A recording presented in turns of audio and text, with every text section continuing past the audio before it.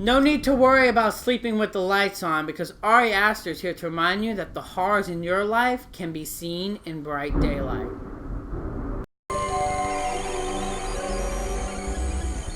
In Midsommar, Danny and Christian's relationship is falling apart after tragedy strikes Danny. They decide to embark on a once-in-a-lifetime trip to Sweden with their friends to experience a summer solstice that only happens every 90 years. But once they arrive, horror starts to ensue. Is it their toxic relationship or something within the village? Now, Midsommar comes from Hereditary director Ari Aster. And if you guys know me, you guys know that Hereditary was my favorite film of 2018.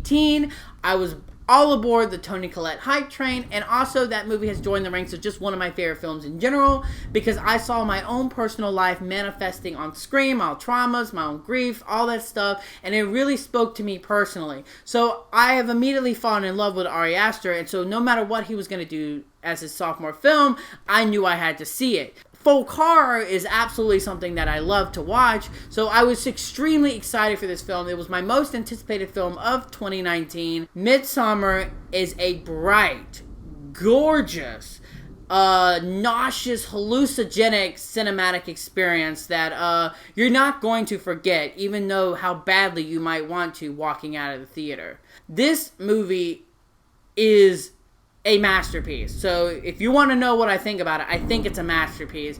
And I think there's so much going on in this film that you will need to see it multiple times to fully devour everything that this film has. Yes, this movie is 2 hours and 20 minutes long, and no, I don't think the movie is too long. I actually think the movie is perfectly paced, and I think there is a benefit to this movie being so long. I think it actually plays a factor in the breaking down of you, in a sense of making you belittled and making you tired and exhausted and just destroying your inner life. Yes, it's horrific. It's a cult pagan horror film. So yes, you get some of the most horrific imagery I've seen put to film in years, maybe even ever.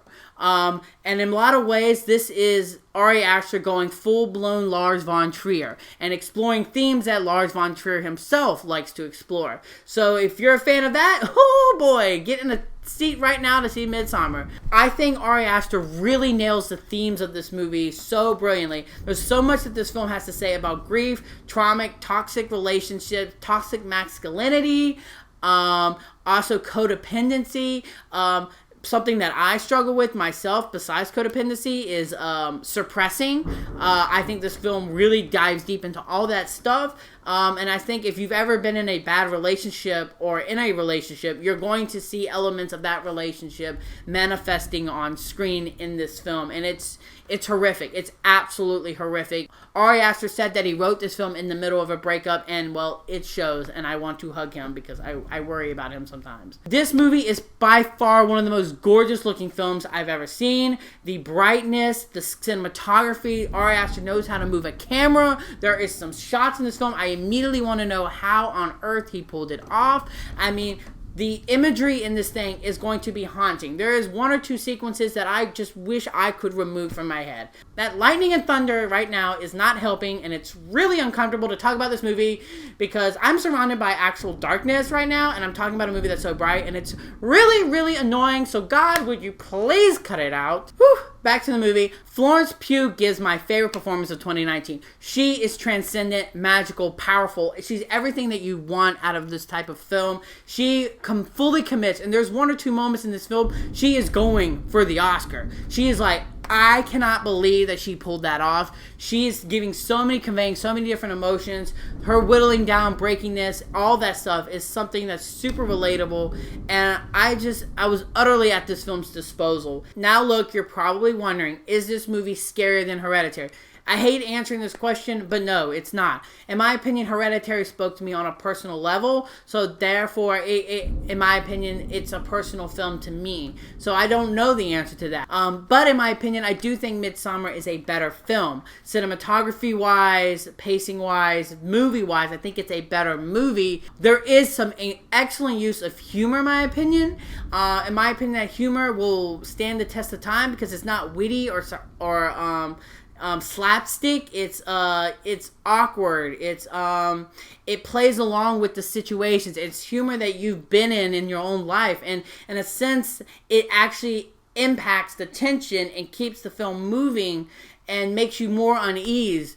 Overall, Midsommar is a hallucinogenic nightmare.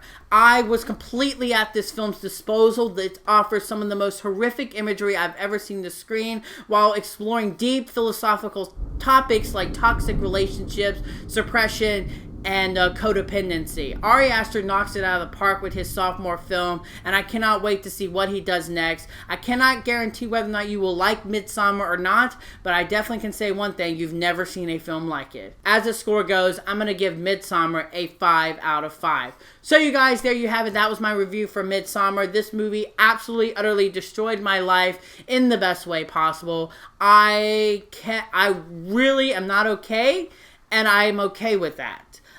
It's actually making me think a lot about my own life, and that's why I love film, and why I like horror films, because it explores dark topics that bring to light, that allows you to grow and heal on your own terms. So bravo, Ari Aster. You really knocked it out of the park with this film. So please let me know in the comment section below, did you like this movie? Were you a fan of Hereditary? Were you a fan of this? Was it just too much? That's totally fine. Just because I raved about this movie, you are absolutely have every right to destroy it in the comment section below, but be respectful.